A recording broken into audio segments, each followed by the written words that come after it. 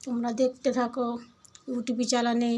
আজকে শনিবার, আজকে আমার মায়ের কেমন পুজো হয়েছে দেখো। আলোধনায় চন্নিতলা, খানপুর, বেলেলপাড়া বুদ্ধদেবের বাড়ি।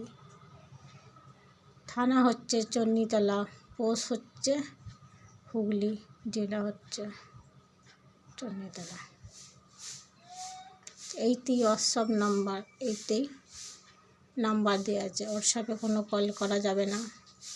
ফোনে কখন কি বসি, মা আমায় সেই রাস্তায় বসেছে সেটা জানার জন্যে কল করলে পাবে ইউটিউব চ্যানেলে।